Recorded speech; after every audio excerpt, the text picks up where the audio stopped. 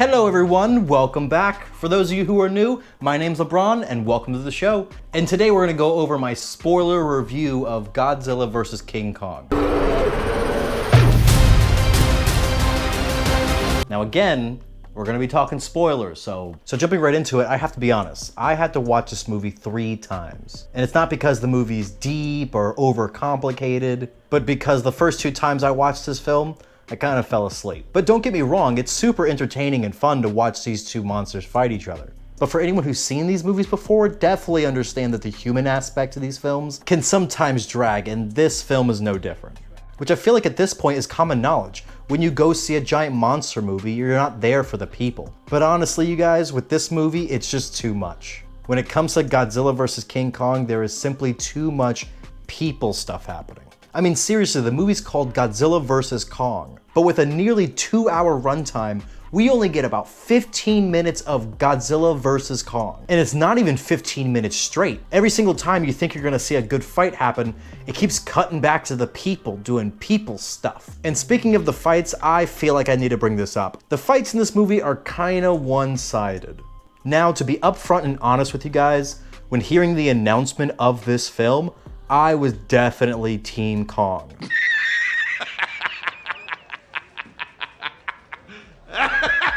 But do understand that doesn't mean I thought Kong was gonna win. Simply, I grew up with the 2005 Kong movie. This movie really opened my eyes to the whole world of monster movies. I was obsessed. I watched every Gamera, Ultraman, and of course Godzilla movie that I could find. So needless to say, I was fully aware of the gap between Godzilla and Kong. So even though I'm on Team Kong, I was fully prepared to watch Kong lose at the end of this movie. It's kind of like if you and your friend went to a bar, then after your friend had too many beers, he got into a fight with way too many guys. And even though you knew the odds were 10-2, that's your boy. You ain't leaving him behind. So regardless on who the obvious winner was going to be at the end of the movie, I at least thought there was gonna be a fight.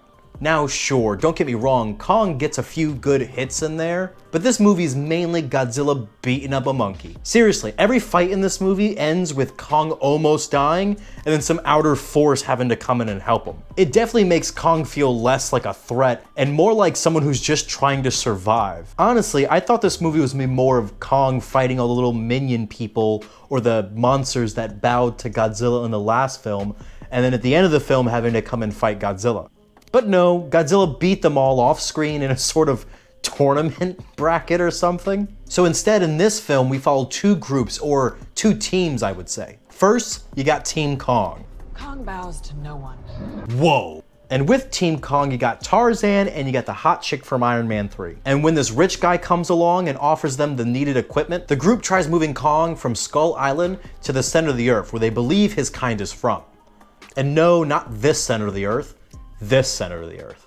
Oh, and they have a kid with them too, don't worry. She's just a translator, basically. She's not that important. And on the other side, you have Team Zilla. Huh? And on Team Zilla, you have the future Mrs. Graham. You got the worst part about Deadpool. Fire fist. Where does it burn? Just the fist or all the way up to the elbow? And you have a man who's best described by... Because he says crazy shit all the time and carries a bottle of whiskey from his dead wife like a gun. I think it's romantic. I bet you do, Bobby. I bet you do.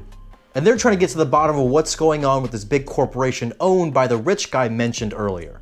And what both the teams end up finding out was what everyone found out just by watching the first trailer, is that the big rich guy is actually building Mechagodzilla. That's right, Mechagodzilla. Who would have seen this coming? And the movie, of course, ends with both the teams working together. And together with their Pokemon and the power of friendship, they defeat Mechagodzilla.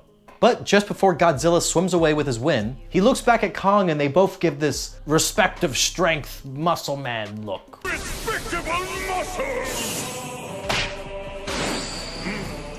And while we're talking about him, I have to say, Mechagodzilla is pretty hardcore in this film.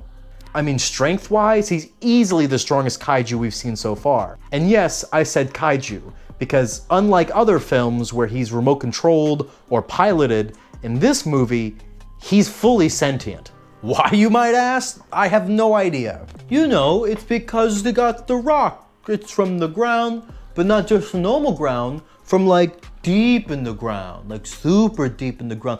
And it's got like a picture of like Godzilla on it, so you know that it's strong. Well, I mean, there's not really the rock from the ground. It's like a picture or like a scan of the rock from the ground, but that's why he's so strong. So if you go to the center of the earth and you get a rock and you make a scan of the rock and then you send that scan to a robot, the robot will become sentient. You understand now, right? I request elaboration.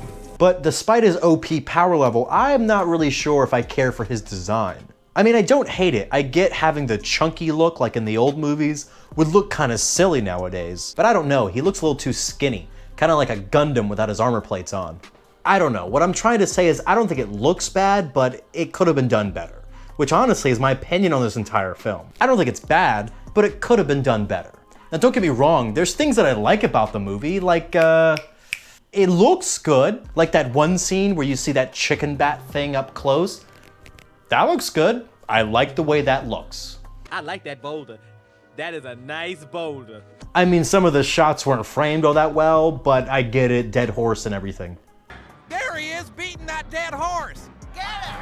Altogether, my honest opinion is that if you're into these types of films, or if you're invested in the Godzilla franchise, definitely catch this movie. But if you're not any of the things that I just said, I don't know, go watch Nobody or something. But anyway, guys, that's pretty much it. As far as the score for this movie, I would give it a B for bad. But thanks everyone so much for watching. As a quick update, I want everyone to know I am gonna have to go down to about 1 video a week. I'll probably release it every Friday. And with that being said, thank you again. I hope you enjoy the rest of your day.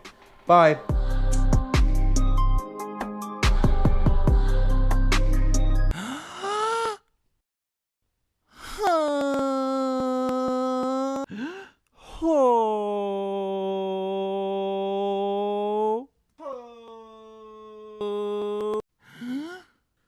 Oh.